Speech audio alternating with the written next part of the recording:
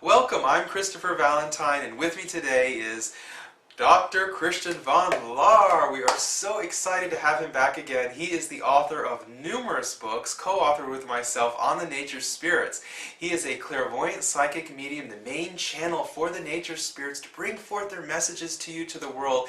And we're talking today about magical powers and mystical beings, anyone for jinn. And Christian, tell us a little bit about this book. Well, Magical Powers and Mystical Beings, if I could show the cover for a second, features an unusual type of nature spirit that most people haven't acknowledged yet. But he's called a blue fairy. And the blue fairies, we see them a lot in blue spruce trees, like in Arizona. And they're usually way up at the very top. What's unusual about them is they kind of look like little blue snowmen. And late at night, it could be midnight, you can go out there and you can actually see a whole family of them.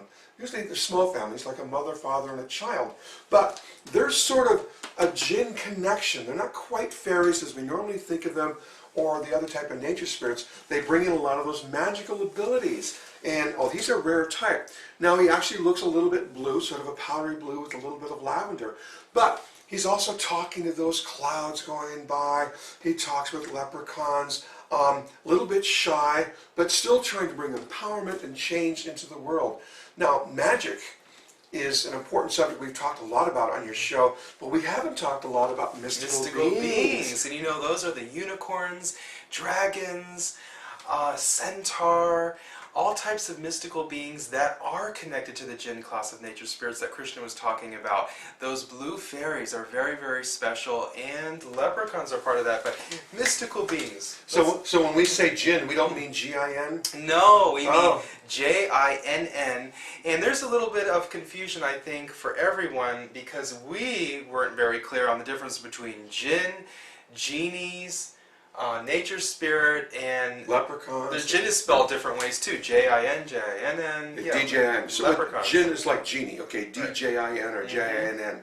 All right, so that's a very higher form of nature spirit, because nature spirits are evolving also from the earth through the water to the air to the and all the way up there. And way up at the top, we start getting things like sylphs, which have abilities from the other realms, but actually get more and more magical. More frequently in the West, we think of leprechauns, and that's sort of one type, but there are many variations. But the advantage of sylphs or jinn is that they can use other realms of consciousness too, not just the physical like other nature spirits.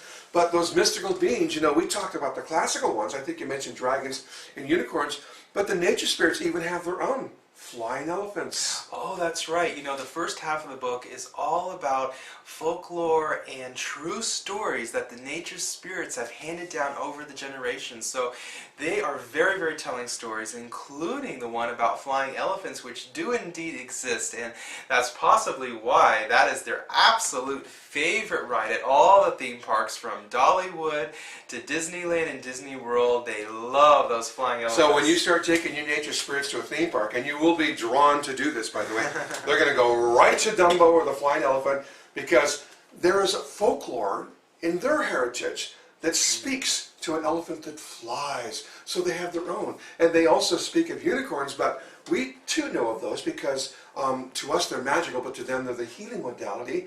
But they speak of something that goes back to the dawn of our civilization, our stories, and that's dragons. Now dragons and even serpents, similar things, represent some of the greatest wisdom of the world, and it's a natural indigenous wisdom. You know, before the world came into being, it's just a bunch of swirling gases, just like a galaxy would be. And something has to cause it to coalesce and start making shapes and forms. And remember, nature spirits are builders of forms.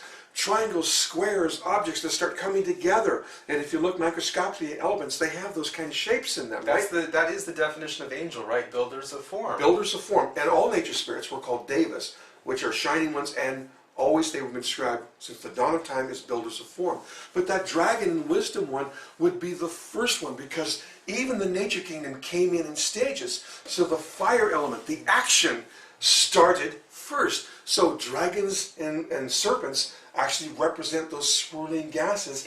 And technically they do look like that at first. Okay? Yes, you know, the planets when they first form are like those serpent or swirling gases that Krishna's talking about, different colors. a lot of heat, though, seems to be associated with dragons. Yeah, of course, because that's why it's the element of fire. But remember, all the substance that's ever going to go into making the gold and the silver and the plants and the animals, all the material is in there somewhere, okay, in some broken down form.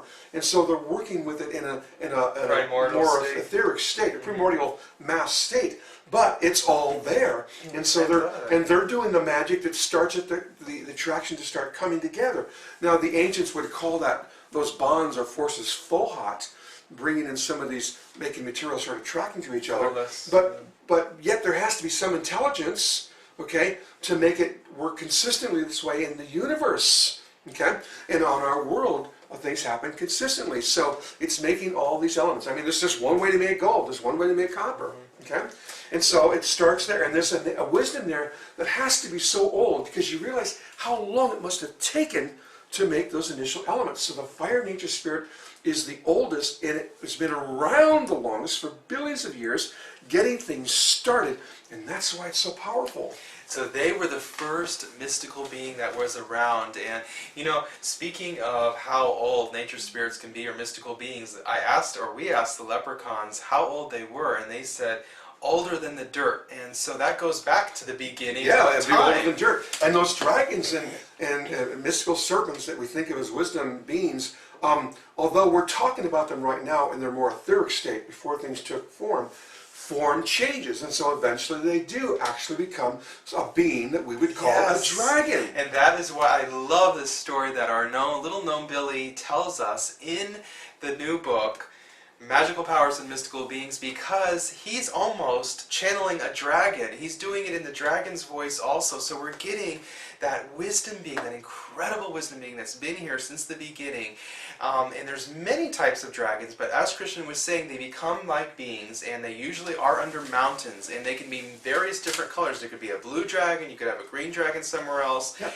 And this story that Billy tells... The four, actually there's like 4 colors with those dragons, and 4 is very, very much tied to the physical earth. That's why we have 4 corners, 4 quadrants, 4 directions. What would the other 4 two colors be then? Well, there's red, yellow, blue, and green. That's what I thought, okay. And actually, when I'm reading someone, and it's very easy for me when I'm reading someone to know that they're connected to dragons, whatever, because I will literally start seeing it above their head. And it's not that there's really a dragon floating there. That energy vibration comes across to me after so many years of doing this. It makes an image in my mind of a dragon. And do you say, are you connected to dragons? Do you like dragons? And I'll just say, okay, I said, so you're into dragons and fantasy life and creatures and things like that, right? And people and animals and things. And they go, yes, it's great, let's get out in the open. Let me tell you why. Is it because they're connected to dragons? Yes, because we all have connection to other forms of life. You know, trees, plants, animals, also the nature kingdom. And many of us resonate with gnomes or leprechauns or elves or fairies. Some of us are going to resonate with the fire nature spirit, and the serpents and the dragons, which are the wisdom ones. Now here's what's interesting.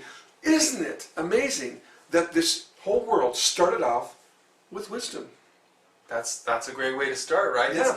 So is it kind of like the universal mind or God, as some people... Well, it's replicated throughout the universe. It's working the same way everywhere. And so that divine ideation that expresses the wisdom of the divine is evident in the universe everywhere. And this is why the true definition of nature is the sum total of consciousness of all things, that includes rocks, by the way, all things throughout the entire universe. So nature is the universe, right? Yeah. And so, of course it's magical. There's so much stuff we haven't even begun to scrape the surface, right?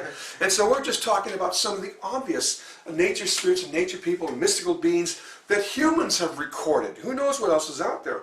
But beyond those wisdom beings, there's others. What about the centaurs and Pegasus? You mentioned the unicorns. What are some of the others that people think are made up in stories, but they're not? That's right. And when we come back, we're going to be talking about all those different beings as well. Please join us.